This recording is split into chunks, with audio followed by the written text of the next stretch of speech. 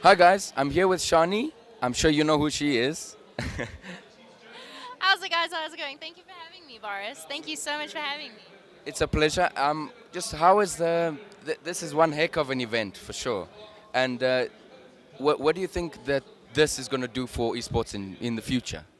You know, I mean, it's only been day 2, so we've still got all the finals and everything happening tomorrow. But it's been such a progression of esports, and just, I mean, I did mention it in day 1. I think I did it on my Insta stories or something. In the fact that I'm so happy for the players that get to play on stages. I mean, previously they were playing down in the dungeons of Rage. No one knew what they were doing. No one knew that they were playing at all. And now they're getting to play on main stages that are starting to look like the scale that we see in the international standard and the international caliber. So, I mean, they've got player warm-up areas now, backstage, all very cool. So it's a good step in the right direction. There's still a lot more work to be done, but I'm glad that brands like Kaiser Chiefs and Quasi and everyone else is coming on board because it's so awesome and exciting. That's for sure. And I know this might get you into trouble. Which is your favorite stand? Okay, I have a twofold answer here.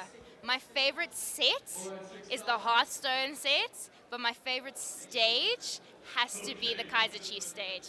Has to, for the FIFA 17, because it looks like a football field. So your players are actually playing on a little football field with goalposts. How is that not awesome? Agreed. Um, Overall, the actual experience of the people, because I know I spoke to Nick earlier, which will be in the description as well, and he said that the main thing is to get it to the general public, the esports. So one thing I wanted to know, with your takeover of NAG now, the YouTube, you'll probably see there'll be more people that have never been to an esports event. They don't even play games. Like I met a couple today. They were like, "What's esports?" So they were asking me. So the, these kind of events will probably push the boundaries. So soon we'll be able to have teams in schools, and we'll get to, yeah. So basically, what I want, this is actually leading up to a question. The question is, if like with Tech Girl and with Pink IT, the future of female gamers. Now, that's another controversial question for a lot of people.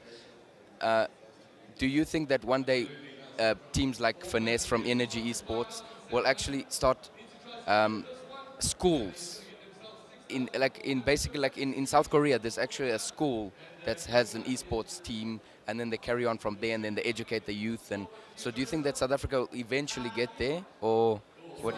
You know what's really cool that you mentioned this? A couple of months back, I was part of Ace for Gaming, so where we hosted a girls, not a girls only, because guys were allowed too, but it was a gaming event catered for girls specifically. It doesn't matter if you've never picked up a game in your life, or you're a veteran player that's about to like go pro. And we actually had 40 girls from Parktown Girls that came through to the event, because Parktown Girls in Joburg is going to be starting esports as an extramural at the school. So we're starting, and I mean that's one school out of how many in the country. But I mean with stuff like Quasi getting involved and Kaiser Chiefs getting involved, I'm pretty sure in the future there's going to be, like, you know, when you used to go to school and you have like that camp during the holidays that was completely optional, but you still wanted to go anyway because it was fun. I'm sure there's going to be stuff like that, holiday programs, school holiday projects. So I'm pretty sure it'll get there, because I mean, South Africa is a little bit late to the party in realizing that, okay, esports can actually be a career and a job, and I'm really glad that the next generation of gamers that are coming through as professional players now, their parents are on board, because most likely their parents were the gamers back in the day being told, no, come for supper, no, I can't pause the game, it's online. We're going to be the generation of parents that understand you can't pause an online game. And from what I've seen, just being exposed to the Call of Duty competitive scene, more parents of the younger players are more supportive of it, and I'm pretty sure with the support of parents and the support of the elders and adults, it's definitely going to pave the way for the younger and future generations of esports. So that's exciting. Very Everything's exciting. exciting. um, and another question is, I've noticed that one thing about HP's stand, it's also red. Let's just say it's red. Uh, Final question is, out of all the devices in HP's OMEN set, which one do you think is the, like, the premium one for a gamer to try?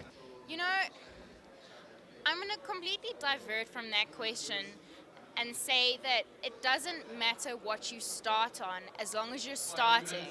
So I obviously come from a console background, but I found a lot of my friends that started console gaming with me have moved over to the HP Omens of life.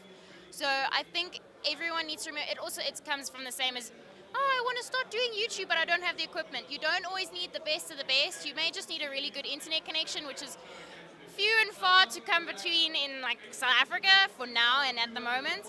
But I'm pretty sure as long as you're what you have now and what you can play on now, as long as you're striving for the HP Omen in your like mind's eye, and I want to get there eventually, you'll get there because you're going to be putting the work in, you're going to be putting the hours in, because esports comes down to, and what a lot of people outside will not understand, is that the same amount of time that a soccer player will put into their soccer career and practices and trials and everything, they do the same in esports. So as long as you're willing to put in the time and the effort, I feel it doesn't matter what you start and as long as you're playing.